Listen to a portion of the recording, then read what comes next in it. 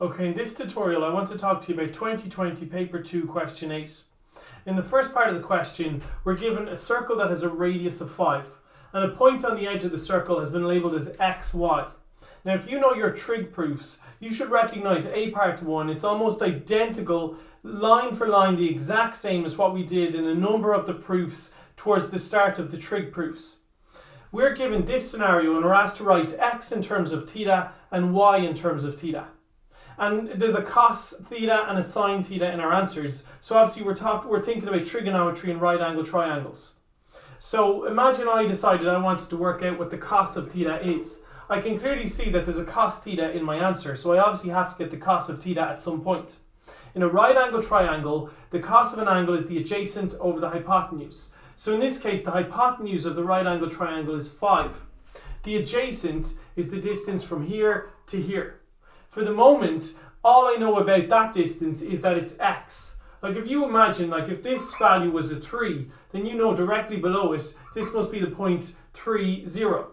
So because this value is an x, I could say that the distance from the origin to here, that distance must be x. So based on the diagram, the cos of theta is the adjacent over the hypotenuse, or in other words, x over 5. If I multiply both sides by 5, I get x on its own. X must be equal to 5 cos theta. And now I can do a similar thing to get sine. I can also see that the sine of theta is in my answer. The sine of an angle is the opposite over the hypotenuse. Imagine if I told you that this y value was a 7. If this y value is a 7, then directly across from it would have to be the point 0, 7. What I'm trying to point out to you is that the distance from here to here, or the distance from here to here would be 7. It's obviously not a 7 in this case, it's a y, which means I know the distance from here to here must be y. So obviously I made up the 7 there, it's not actually relevant to the question, but that distance there must be y. So the opposite to theta, I could label that as y, and the hypotenuse is 5. If I multiply both sides by 5, y is equal to 5 sine theta.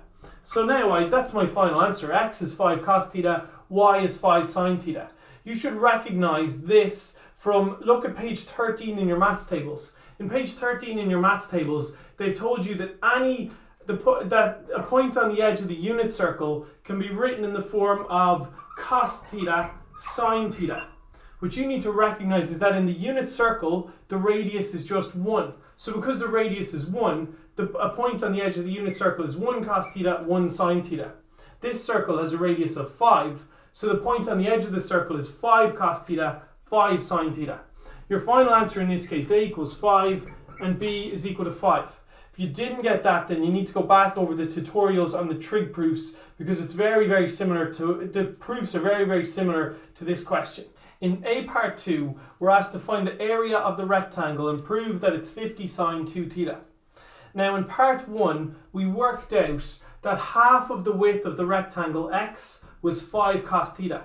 So if I multiply that by 2, the width is 5 cos theta by 2, which is 10 cos theta.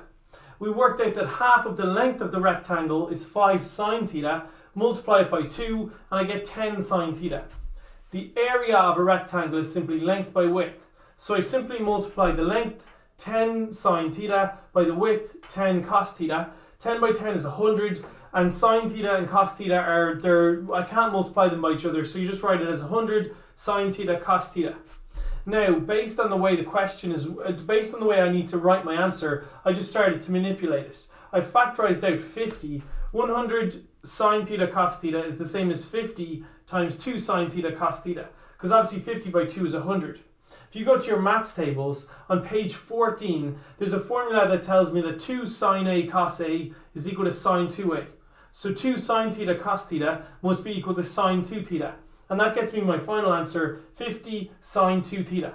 Now in A part 3, it says to use calculus to show that the rectangle with the maximum area is a square. If a rectangle is a square, then the length is equal to the width.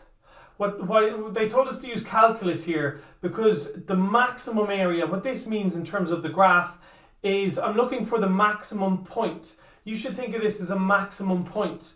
If I was to graph this to get the maximum point, just think of all the stuff we did in differentiation 15, getting maximum and minimum points. What I need to do is get the first derivative of the area. The area is 50 sine 2 theta. If I differentiate that, dA d theta, well, if there's a constant in front of the sine, you just take it down. So the 50, you just take it down. According to the maths tables, the derivative of sine of an angle is simply cos of that angle. So sine 2 theta becomes cos 2 theta. And then you multiply by the derivative of the algebra, the derivative of the angle. The derivative of 2 theta is simply 2. So you're multiplying that then by 2.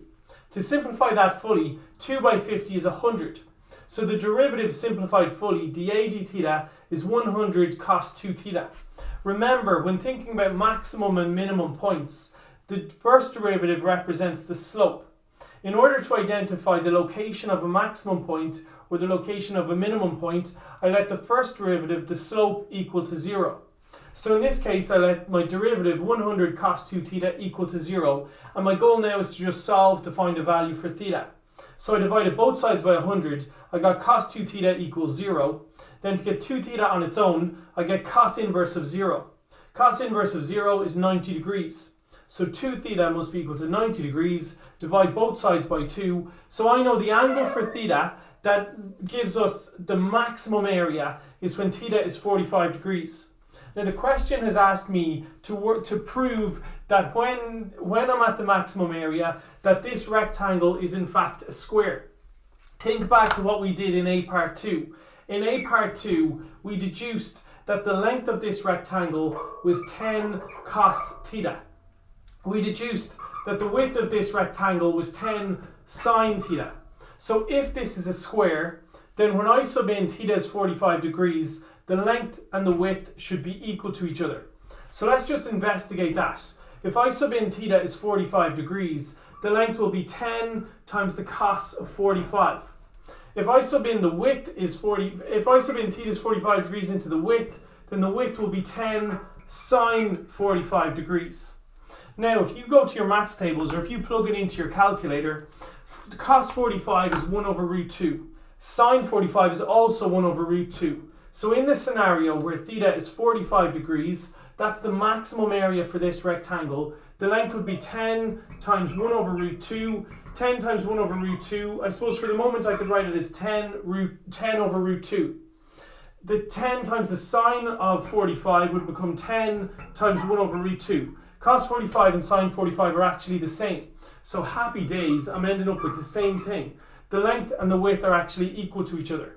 So because the length is equal to the width, I can conclude that this is in fact a square. The maximum point or the maximum area of this rectangle is when the length is equal to the width. So I can conclude the length is equal to the width, so therefore the rectangle is a square when theta is equal to 45 degrees. Now A part 4 asked me to find the maximum area of this rectangular square. I've worked out that when the maximum area is when theta is equal to 45 degrees. I've also worked out the formula for the area is 50 sine 2 theta. So I'm simply going to sub in theta is 45 to get the maximum area. And I get 50 sine 2 times 45, which is 90. The sine of 90 is 1, so 50 times 1 is simply 50. Now, since it's area, I would always put in units to be squared or something like that, just to cover yourself. There's nothing to indicate it should be centimetres or metres or anything like that, so just put in 50 units to be squared. Okay, in the final part of this question, we're introduced to a person who is walking towards a street light at 1.5 metres per second. The person is 2 metres tall and the street light is 5 metres high. X is the length of the shadow that the person is casting on the ground. L is the distance between the person and the street light. We're asked to find the rate at which X is changing in meters per second. If you're looking for the rate at which X is changing, then that means it is dx over d something else. The word rate immediately tells me, oh, this is differentiation. The rate at which X is changing, obviously it's dx relative to something else. They want me to get the rate at which X is changing in meters per second. Obviously that's the distance X, which is measured in meters per second. The only variable that could possibly be measured in seconds is time. They're asking me to get dx dt, because X is measured in meters, time is measured in seconds. So the units there were a bit of a giveaway. We're looking for dx dt. Now you should start setting this up in the same manner as we set up all of these rates questions. Again, I think this is often the trickiest thing in differentiation. If you're not 100% on it, go to my tutorial on differentiation 20, which goes through all of this in detail. When I'm looking for dx dt, I'm going to need to use two different derivatives. And obviously on the top of one of the derivatives, there's going to be a dx, and on the bottom of the other derivative, there's going to be a dt. Now I need to contemplate what other variable is going on here. Like, what is the other variable at play? The only other variable at play here is the distance between the person and the streetlight. The other variable is L. So the only other variable here is dl. So it must be the case that I need to get dx dl, in other words, the rate of change of x relative to L, and I need to be able to get the L dt, the rate of change of the distance L relative to time. Now luckily, we've already been given a derivative. We were given the speed of the person. Remember, we did an entire tutorial on speed as well when doing differentiation. Speed is a rate. This is a derivative. 1.5 meters per second. This person is walking towards the street light at a rate of 1.5 meters per second. That means that he gets 1.5 meters closer to the street light every second. In other words, it's the rate of change of the distance between the man and the street light. And that measurement is represented as L. So the rate of change of L relative to time it's 1.5 meters per second. We have been given the rate of change of L relative to time.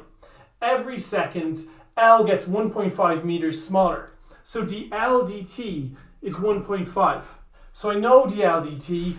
The only other derivative I need to find is dx dl. I need to work out a formula or an equation that is x relative to L. You need to think about geometry here. In order to work this one out, we need to use similar triangles. Probably the easiest way to think about this is, let me label this angle as theta.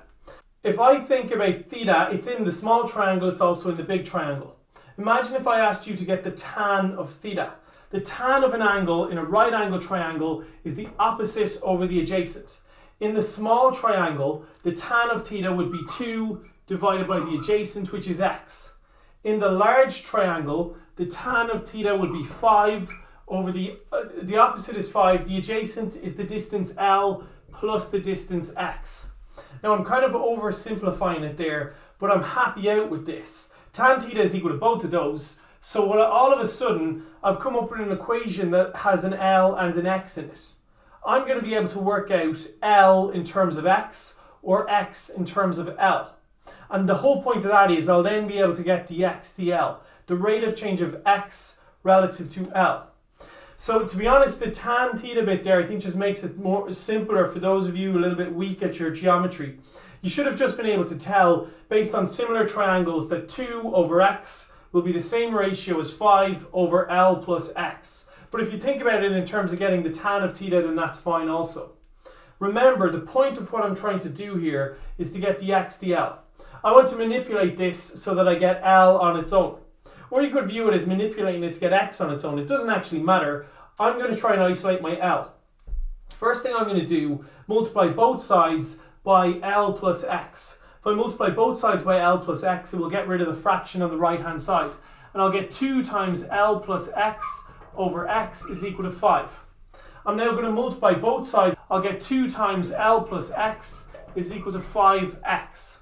And now I'm going to continue on. I might do it over here in the corner. I'm going to multiply 2 by L plus x. That gives me 2L plus 2x is equal to 5x. My goal is to isolate L. So I'm going to subtract 2x from both sides. If I subtract 2x from both sides, I get 2L is equal to 3x. If I want to get L on its own, then I divide both sides by 2. L must be equal to 3x over 2. So the whole point of what I've been doing is so that I could get L in terms of x. And now I am happy out. That's what I need to take from the diagram. So the diagram here has told me that L is equal to 3x over 2.